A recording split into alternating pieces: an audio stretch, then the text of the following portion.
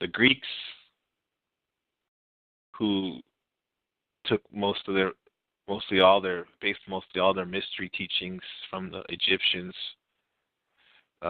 Egyptians was a downfall of one of the last great black civilizations. So it goes even before Egypt and Kemet, these sciences. So the Greeks had their paneled gods to represent their human consciousness. And Uranus, in their mythology, Uranus has to do with the Prometheus myth. And Prometheus was the messenger to the gods who would commune with the gods, but he would also go down to Earth and deal with the inhabitants of Earth. On one of his journeys, he stole the fire from the gods and brought it to humanity, who never had any fire, allegedly, as told by these Greeks. And he brought the fire to the humans on Earth, and it was the first technology that they were able to use fire. Like you can see these cavemen using fire. It's like a big deal. Uranus represents innovation and technology. It has to do with freedom and the impulse towards the new.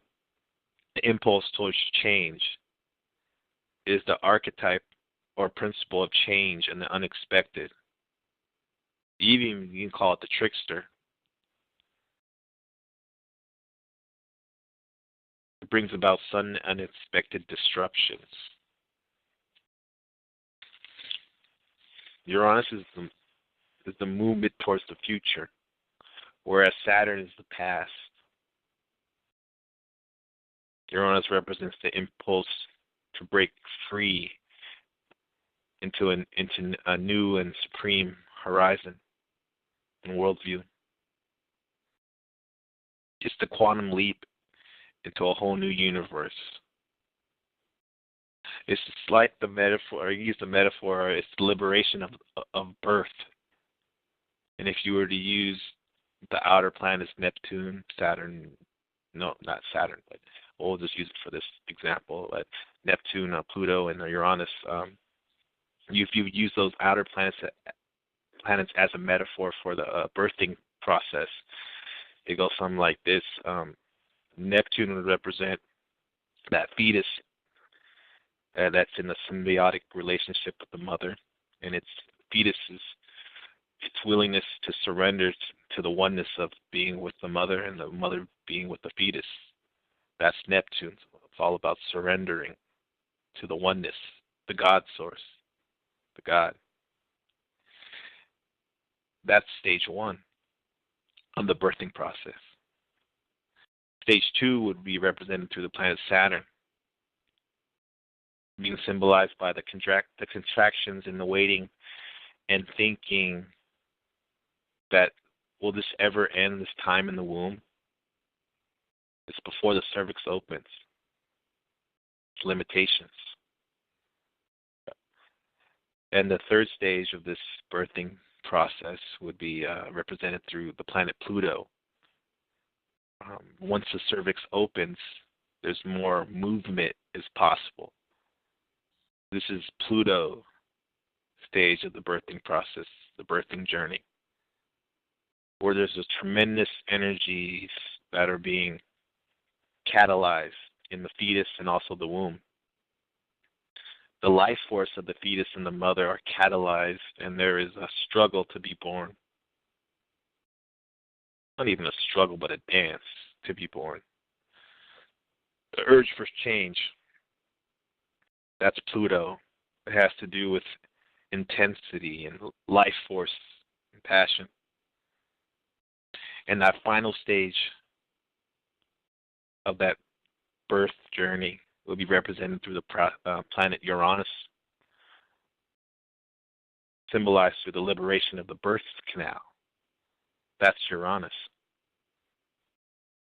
And when people reconnect with their birth, it's always a shock or a surprise. because in the late stages of the birthing process, it feels like you're being destroyed. And that feeling of being destroyed, that knowing of being destroyed, that's that planet Pluto again. Because you are dying. You're dying as an aquatic being living in a symbiotic relationship in union with the mother.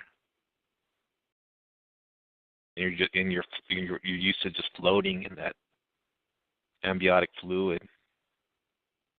No, it's no air in your lungs. All the nutrients are coming from the umbilical cord. And once that birth happens, there's a dynamic and dramatic and dynamic change. That's Uranus, that dynamic change, a sense of new freedom. It's a liberation into a whole new universe.